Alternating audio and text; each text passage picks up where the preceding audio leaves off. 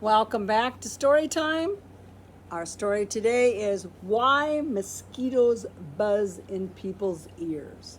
And this is a folk tale, and a folk tale means it's been told over and over and over again over the years to each generation. Grandparents told the parents, parents told the children. When the children get to be adults, they'll tell their children, and it continues being passed on from generation to generation. This one also won the Caldecott Award for the best pictures. And again, this one is an older story, but I think you're going to enjoy it. I do. Why Mosquitoes Buzz in People's Ears. And it's a West African folk tale.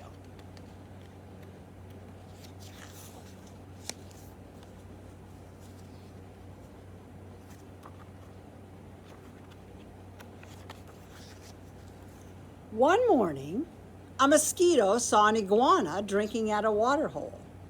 The mosquito said, "Iguana, you will never believe what I saw yesterday." "Try me," said the iguana.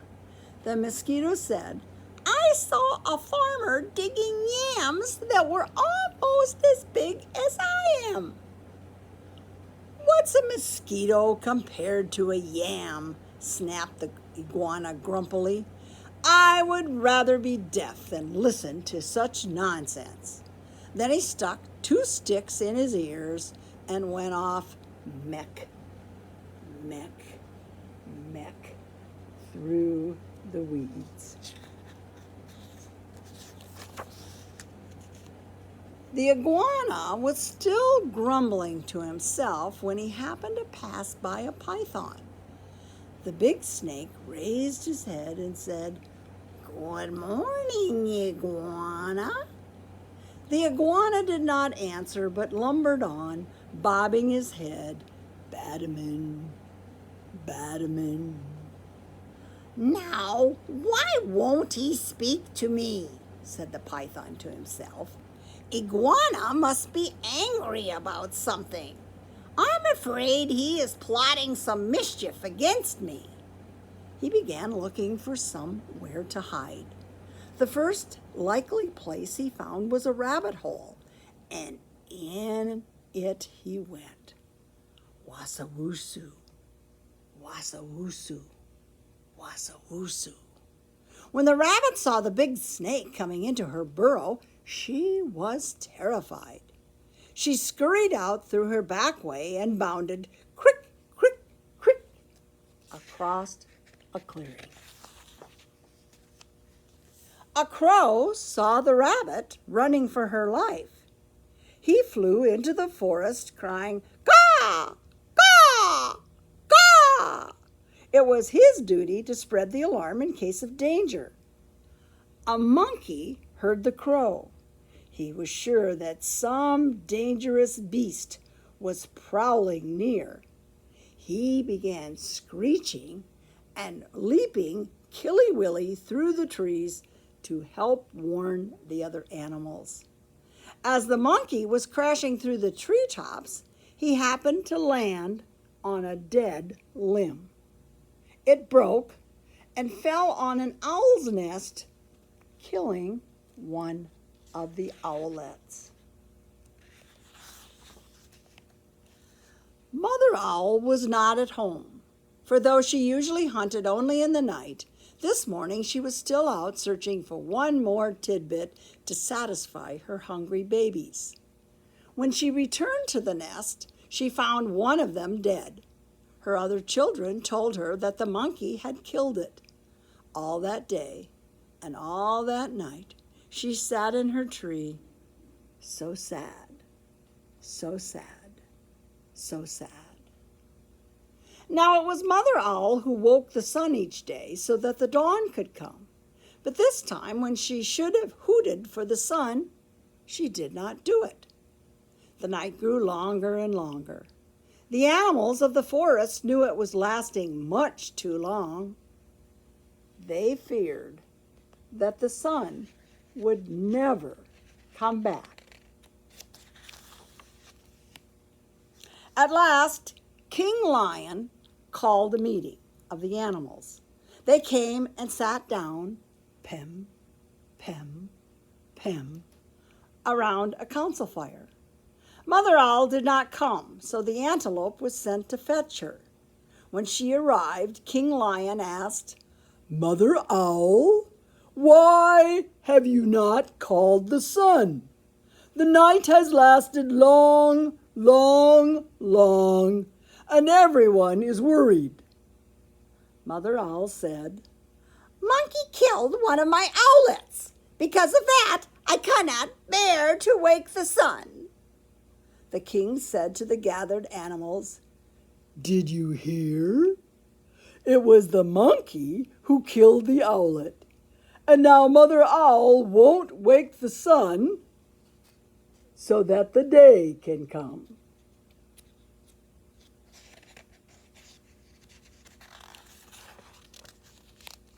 Then King Lion called the monkey.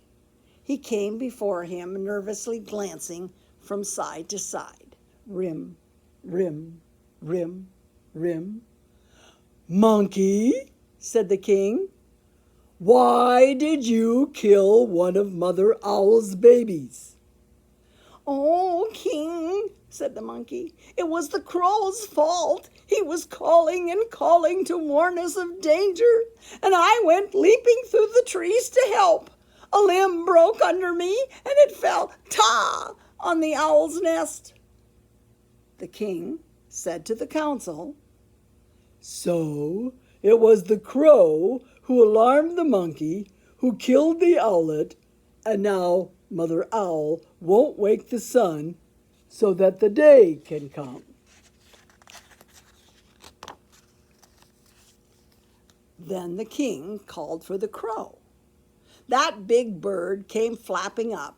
He said, "Ah, King Lion, it was the rabbit's fault. I saw her running for her life in the daytime. Wasn't that reason enough to spread an alarm?"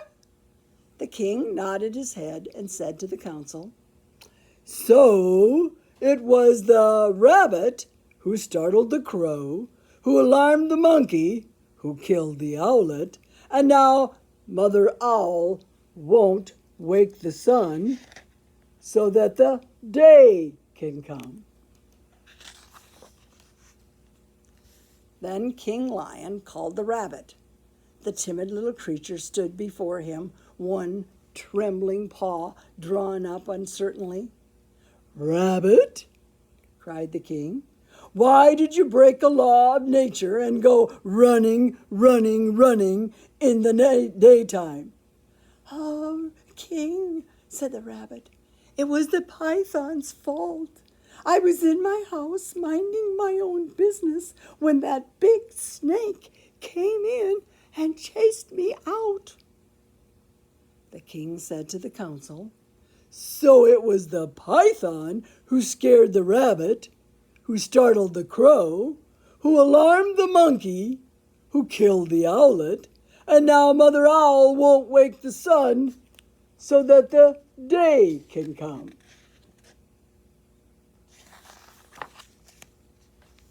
King Lion called the python, who came slithering, "Wasawusu, wasawusu," past the other animals. "But King," he cried, "it was the iguana's fault. He wouldn't speak to me, and I thought he was plotting some mischief against me. When I crawled into the rabbit's hole, I was only trying to hide." The king said to the council, "So it was the iguana who frightened the python, who scared the rabbit, who startled the crow, who alarmed the monkey, who killed the owlet, and now Mother Owl won't wake the sun so that the day can come."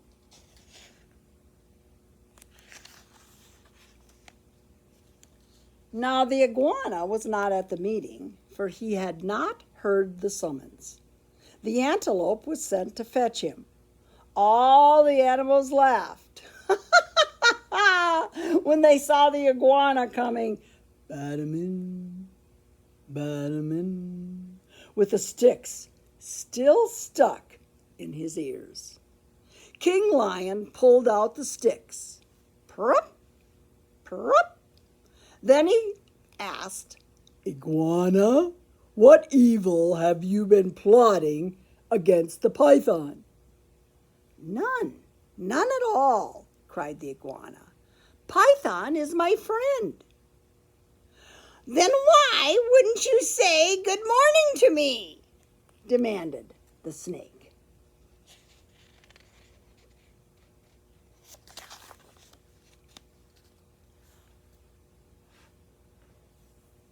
I didn't hear you or even see you, said the iguana. Mosquito told me such a big lie I couldn't bear to listen to it, so I put sticks in my ears. Laughed the lion. So that's why you had sticks in your ears? Yes, said the iguana. It was the mosquito's fault. King Lion said to the council, so it was the mosquito who annoyed the iguana, who frightened the python, who scared the rabbit, who startled the crow, who alarmed the monkey, who killed the owlet, and now Mother Owl won't wake the sun so that the day can come.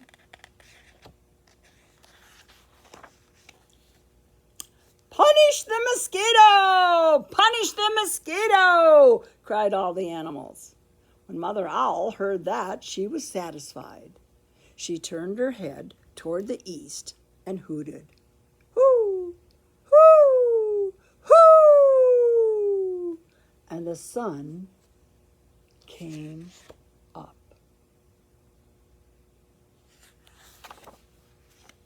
Meanwhile, the mosquito had listened to it all from a nearby bush. She crept under a curly leaf stem and was never found and brought before the council. But because of this, the mosquito has a guilty conscience. To this day, she goes about whining in people's ears. Zee! Is everyone angry at me? When she does that, she gets an honest answer. Kapow!